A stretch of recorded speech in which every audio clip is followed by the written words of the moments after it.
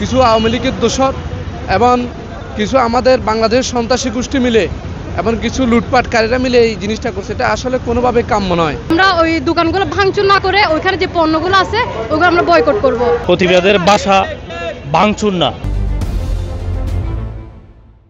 যারা আসলে প্রতিবাদ করছে আপনি দেখেছেন সারাদিন যাবত তারা কিন্তু এসব লুটপাটের সাথে জড়িত ছিল না। আপনি দেখবেন লুটপাটটা কিন্তু শেষ টাইমে হয়েছে বেশিরভাগ সময়।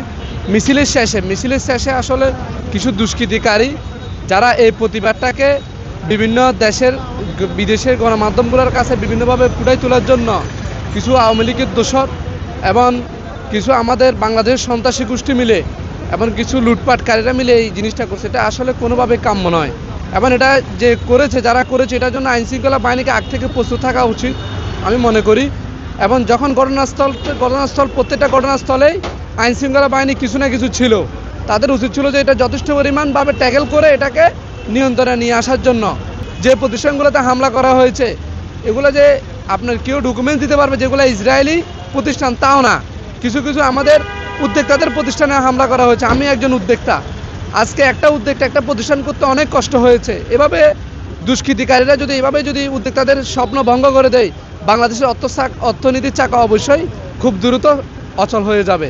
একজন সাধারণ মানুষ হিসেবে এগুলো কখনোই সমর্থন করি না। যে আমরা চাচ্ছি যে জাস্ট ইসরায়েলের সব পণ্য বয়কট করা হোক, এমনিতেই ওরা সব কিছু ঠিক হয়ে যাবে। কিন্তু আমরা একটা দোকান ভাঙচুর করে তারপর ওইখান থেকে ওদের জিনিসপত্র চুরি করা, এটা আমাদের কখনোই আমাদের মূল উদ্দেশ্য নয়। আমাদের মূল উদ্দেশ্য হচ্ছে গাজাবাসীদের পাশে দাঁড়ানো, ওদের একটু হেল্প করা। আমরা হয়তো বা ওদের কাছে গিয়ে হেল্প করতে পারছি না, বাট আমরা চাচ্ছি যে আমাদের দেশে থেকে আমরা যতটুকু সম্ভব ওদের জন্য করার চেষ্টা করতেছি।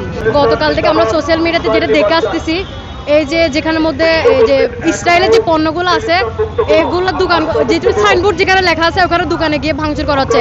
আসলে এটা কিন্তু ঠিক না। যেহেতু সাইনবোর্ডটা দেওয়া আছে আমরা সাইনবোর্ডটা খুলে ফেলতে পারি। যে মালিক আছে দেখা যায় ওই মালিকটাও কিন্তু কি আমাদের এই ফিলিস্তিনের পক্ষে, এই যে যুদ্ধ যেটা হচ্ছে ওটার পক্ষে। তো আমরা ওই দোকানগুলো ভাঙচুর না করে ওইখানে যে পণ্যগুলো আছে ওগুলো আমরা বয়কট করব। আমি একজন বাংলাদেশের নাগরিক হিসাবে গতকালের যে ভাঙচুরের ঘটনাটা ঘটেছে এটার জন্য আমি নিন্দা জানাই। কারণ আমরা মুসলিম জাতি হিসেবে ঘরে বসে থাকতে পারি না, আমরা প্রতিবাদ করতে পারি। প্রতিবাদের বাসা ভাঙচুর না। হামলাটাই মূল সমাধান না। একটা জিনিস বয়কট করা মানে জিনিসটা পরিহার করা। তো যখন জিনিসটা আমরা পরিহার করব তো জিনিসটা বিক্রি হবে না, বেচা কেনা হবে না, সেক্ষেত্রে প্রতিষ্ঠানটা অটোমেটিক বন্ধ হয়ে যাবে। আমাদের থেকে ভাঙাচুরা করা লাগতেছে না। তো এই কাজটা যারা করছে তারা অবশ্যই কোনো একটা পক্ষ এই কাজটা করছে কোনো একটা উদ্দেশ্য হাসিলের জন্য। সাধারণ জনতা হিসেবে আমরা এই কাজটা ভাঙাচুরার মোটেও পক্ষ নাই। আপনারা পণ্যটা বয়কট করুন, অটোমেটিক কোম্পানি বন্ধ হয়ে যাবে। সরকার লাইসেন্স বাতিল করা লাগলো না, আমার কিছু করলো, আপনার কিছু করা লাগলো না। আপনার দরকার KFC থেকে খাবার খাবেন না, কুয়াকা খাবেন না, যেটা মন চায় সেটা খাবেন না। না খেলেই কিন্তু এটা অটোমেটিক বন্ধ হয়ে যাচ্ছে। এটা আমাদের কাছে খুবই আনএক্সপেক্টেড একটা বিষয় ছিল যে বিভিন্ন জায়গায় হামলা করা, বিভিন্ন প্রতিষ্ঠানে হামলা করা, এটা খুবই একটা ন্যাক্কারজনক বিষয়। আমরা বয়কট বলতে বুঝি একটি পণ্য পরিহার করা, ভাঙচুর নয়। তো আমরা বয়কট বলতে যে বুঝি এই পণ্যগুলো আপনারা কি করবেন, পরিহার করবেন, কিন্তু কোনো প্রতিষ্ঠানে ভাঙচুর করা আমাদের এই মুহূর্তে উচিত না। এবং দেখা গেছে একটা স্বার্থন্বেষী মহল এই সমাবেশকে কাজে লাগিয়ে বিভিন্ন জায়গায় লুটপাট এবং ভাঙচুর করেছে।